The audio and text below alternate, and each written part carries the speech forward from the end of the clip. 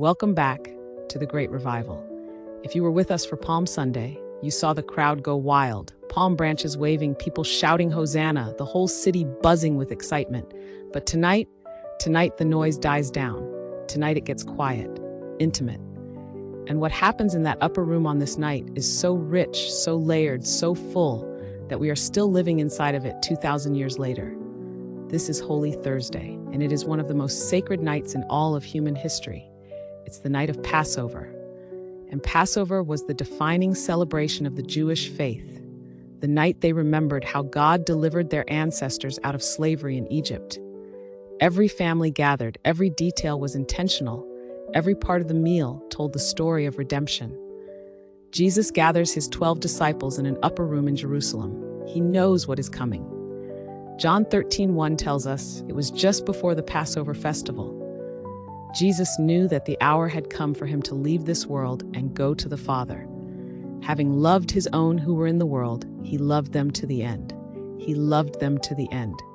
That's the heartbeat of this entire night. Everything Jesus does in that upper room is an act of love. Before the meal even begins, Jesus does something that stops everyone in their tracks. He gets up from the table, he takes off his outer robe, he wraps a towel around his waist, pours water into a basin, and he gets down on his knees and begins to wash his disciples' feet. Now you have to understand, washing feet was the job of the lowest servant in the household. Nobody wanted that job.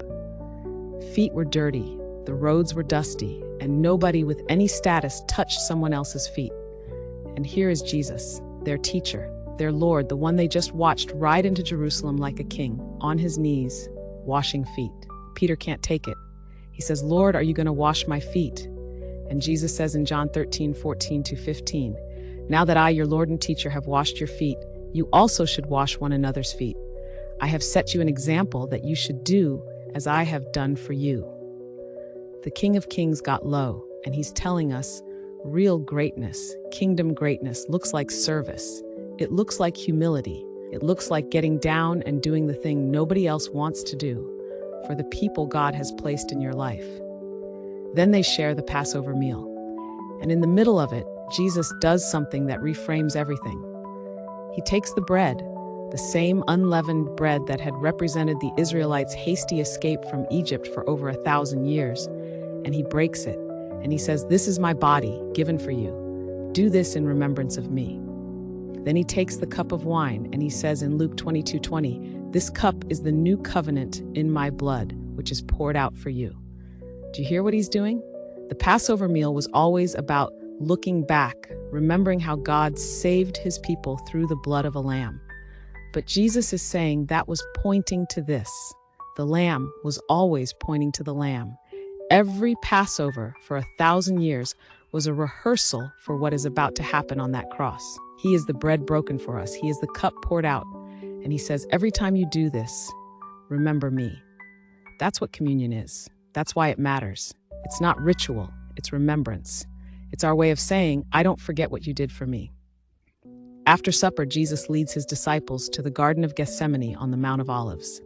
And here in the dark and the quiet, we see something that is almost hard to look at.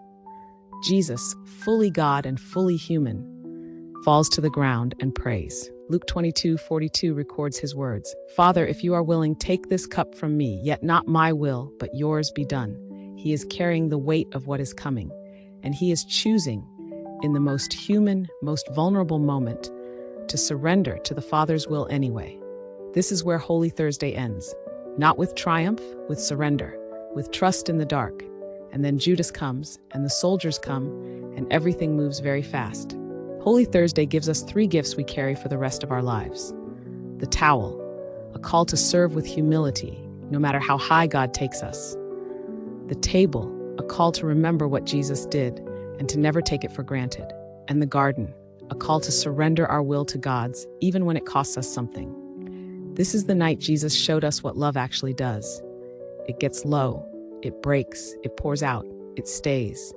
If you're walking through something hard right now, if life has you in your own kind of garden, praying prayers that feel heavy, remember what Jesus did here.